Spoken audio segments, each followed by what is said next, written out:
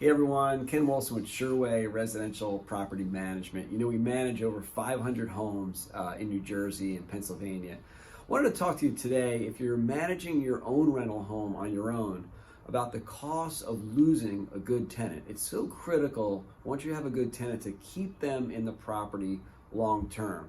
Well, let's think about the costs if you do lose them. Let's say it's a $2,000 rental. So month one, the property's vacant. You lose $2,000 in rent. The other thing you're going to have to do is hire an agent to market and list the property. In New Jersey, typically the agent's going to get the first month's rent as commission. There's another $2,000. Now, the tenant just moved out. You're going to need a professional cleaning. Typically, that could be around $250. The township is likely going to require another CO, another fire inspection, could be another $200. You're already up to over $4,000 in lost because you lost that tenant. So what's the solution? Keep a good tenant in the property as long as you can. Well, how do you do that? I'm going to give you 5 tips right now on how to keep your good tenant in the property long term. Well, tip number 1 is be responsive to maintenance requests. Maintenance is a huge part of property management. I recently got a call from a tenant and we hadn't heard from her in a long time, just quietly living at the property, paying the rent on time. She called me up and she said there was a light in a high ceiling that was flickering every time she turned it on. You could see how annoyed she was. I was out there the next day with a small step ladder, got up there, and turns out the bulb just wasn't screwed in tight enough and it was a bad connection.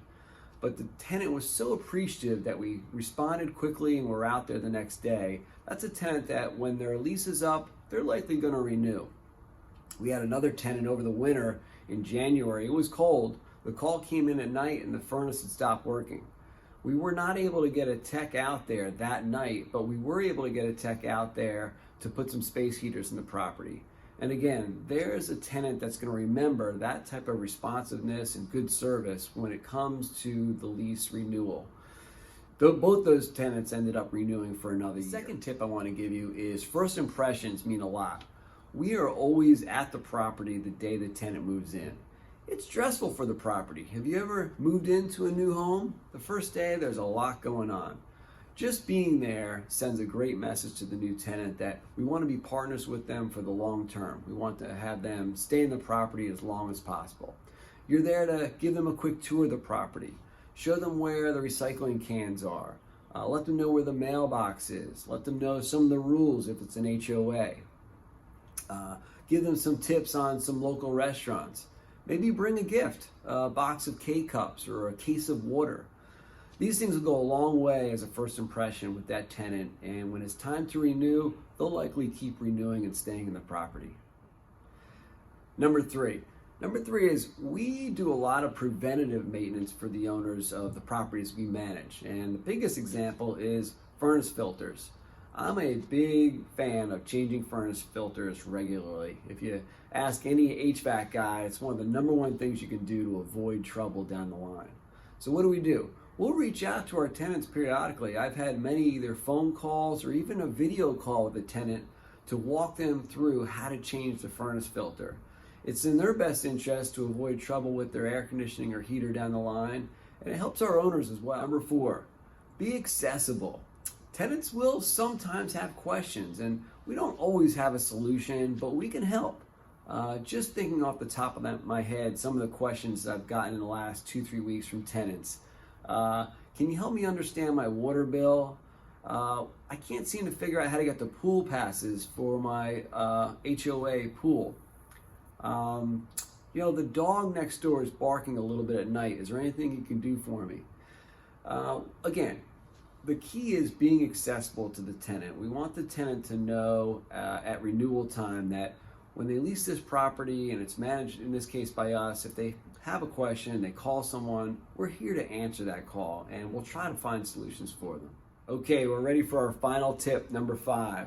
And this is for you owners that own a property and you have a tenant in there already for long term. So what I mean by long term is probably over 4 years.